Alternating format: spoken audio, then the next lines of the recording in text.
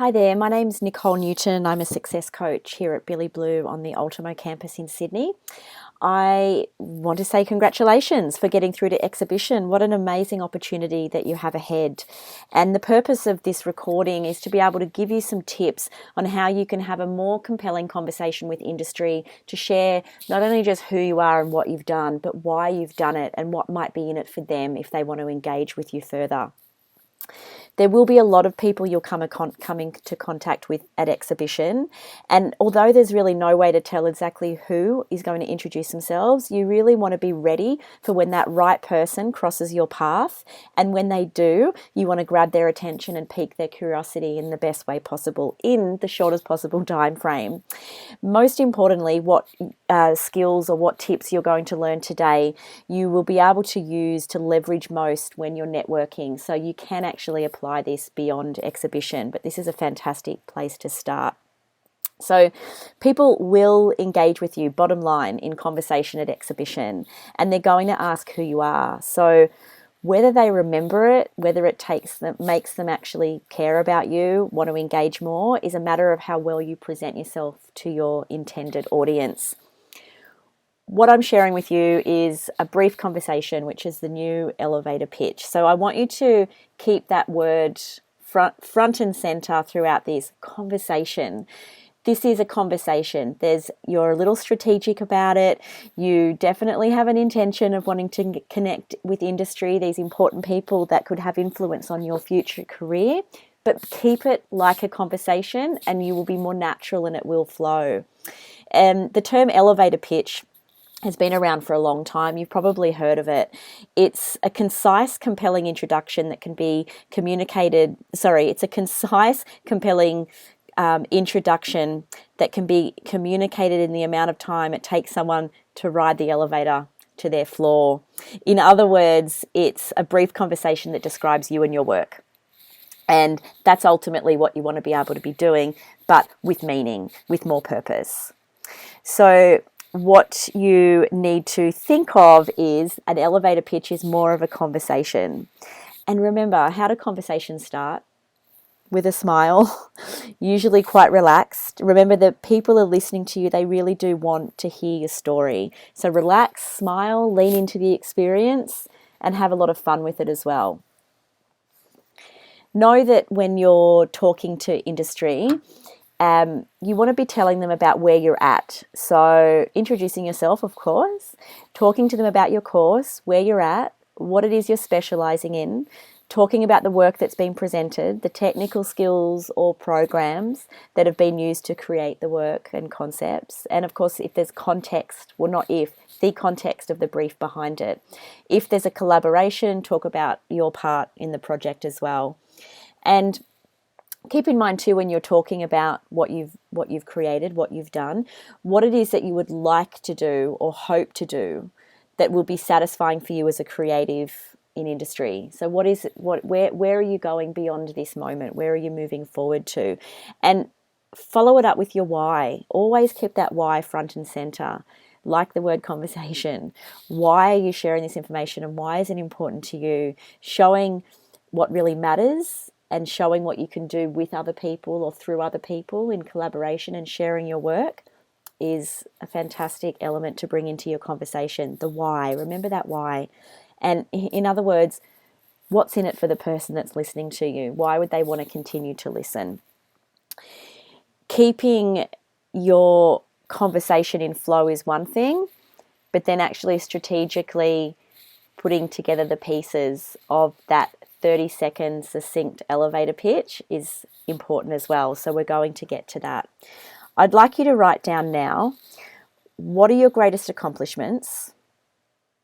What are your favorite characteristics? So meaning from the client's perspective, what is it that I need to know about you? Example, you could be diligent, hardworking and loyal. And what are the things you hope to do early in your career? So I'm asking you to bring these to your awareness so you can practice talking about them. They're going to be unique to you, obviously, but we can sometimes forget when we freeze over the ball if we get nervous or we don't know really how to talk about ourselves and our story. So write those down. Remember that an elevator pitch really is a conversation. It's building a relationship. And that's what you're doing. You're building a relationship with industry through this conversation.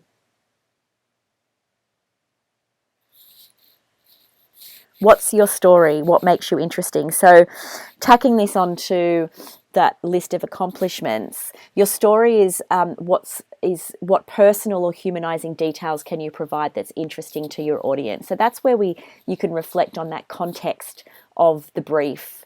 If there was collaboration involved, what was the story behind that? But what specifically is it about you? You may have even been moved by a mentor or a teacher that's helped you to get to where you are today. There could be a particular theme behind your project that wasn't just brought into your awareness because of the project brief. It's actually a common theme through your life with something that means a lot to you, and you can share why that means a lot to you. So really personalizing who you are, it's putting the human element to it.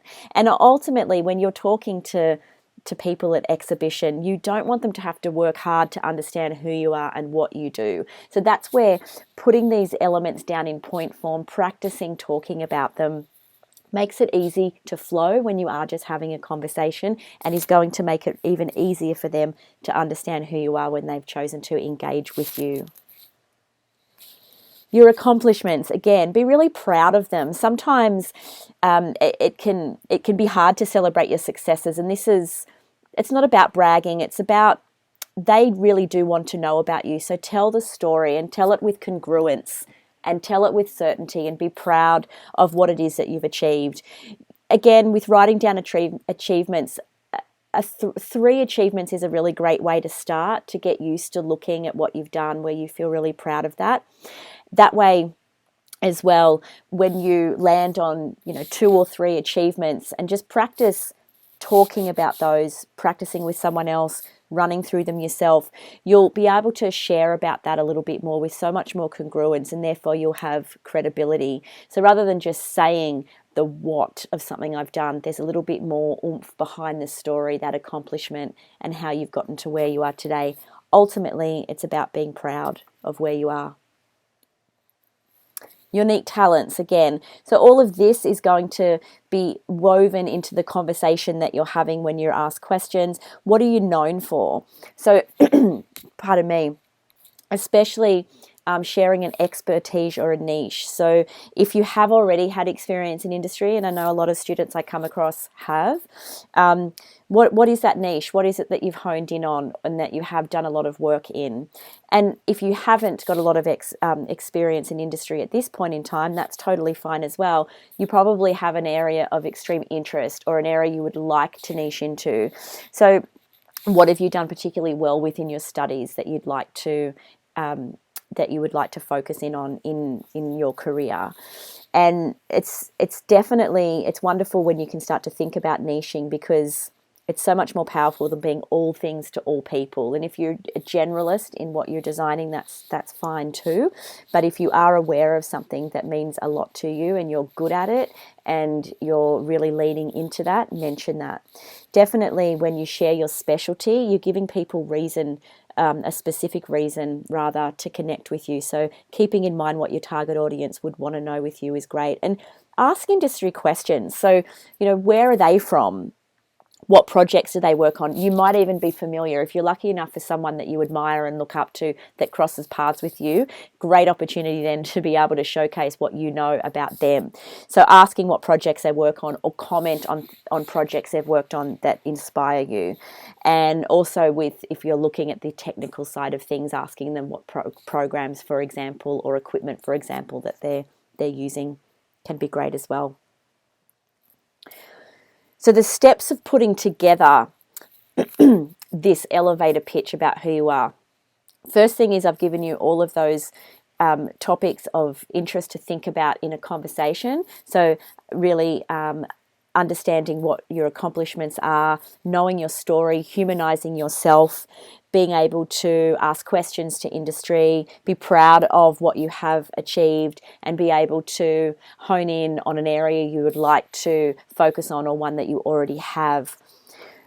When you are looking at writing an elevator pitch, it's about asking yourself, would this elevator pitch make me want to learn more about me? Would I want to listen to me speak? Does this matter to anyone but me? So the reason I say that, because sometimes we can get caught up in talking about ourselves, but it's actually not with purpose. So it's, does this matter to anyone but me? What's in it for somebody else to hear this? This is where you have that opportunity to be able to, with friends or family and colleagues, to read this, to give you constructive feedback, be open to their suggestions of what's necessary or what's missing, and just keep practicing until you feel quite fluid. So the step one of what you would write is, so this is when somebody approaches you and you might want to have a very quick, succinct piece about who you are. So it's who am I? What am I studying? What is the work and why did I create this? So what is this project? What's inspired you about it? How did you create it? So the context behind it as well, if you have collaborated with others, and even if you haven't, what is the context behind the brief? Is it a uni project? Is it a personal project? And then you would end with a call to action. You are not necessarily going to do all of these steps in one breath, but it's really great for you to write them down. So that way you can get into the practice of having that knowledge in your mind. So as it does come up in a regular conversation as you're talking, you can weave it in. But if you are particularly about to introduce yourself, when somebody walks up to you, it might sound something like this. Hi, my name's Nicole. Lovely to meet you. I'm currently studying a Bachelor of Communication Design here at Billy Blue, and my project was creating this campaign for the National Day of Hope, which is addressing racial diversity in Australia. There could be a few nods happening. This is particularly important to me because I really do believe that inclusion is a human right. And I was so inspired by the story of my Indigenous neighbour who features in this campaign as I'm gesturing towards it. And I'm just going to leave that there. That's just step 1, 2, and 3. At this point in time, I'm probably engaging in conversation with industry. They might be asking me further questions about it. And I can just move through from there with my story and the context of the story and everything else that I've just shared with you prior to this point in the recording. So with those steps, create 3 versions of your elevator pitch. Your aim is to create about a 30-second succinct talk about yourself and capturing the attention of the person before you. So what I just shared with you then is around 30 seconds. So just keep practicing. 3 versions is good. You might nail it in the first one, but it's good to do a few versions and just keep repeating until it flows and feels absolutely perfect for you. So telling people how to reach you. All of your contact details, I believe, will be on your bio, which you'll be creating from the template provided to you at the time when you applied to submit in exhibition. Have business cards if you're that way inclined. Only hand them to industry if they ask for them. You don't want to sort of be pushy with that, but just have them there. Business cards or something else you might like to create. And definitely include a link there to your website. A LinkedIn profile, if you've got one, is handy too. Anything where they can very easily, they don't have to work hard to find you, where they can definitely make contact with you. Certainly if you're going to engage online in that moment, that's fine. Do that as well. Just depends if they actually open that invitation up to connect that way. And just remember that the story, your why, is really so important. It's so important because your story is what sells you. It's what's persuasive. It's what makes people remember you when your talent alone is not enough. By that, I mean the skills that you learn really is the what, but people want to know who you are. And your story, what your pitch is, that you want to make sure gets your elevator to the top floor. So by giving yourself every possible advantage to stand out beyond the technical skills. And remember, as I said previously, this pitch is a conversation that's building a relationship.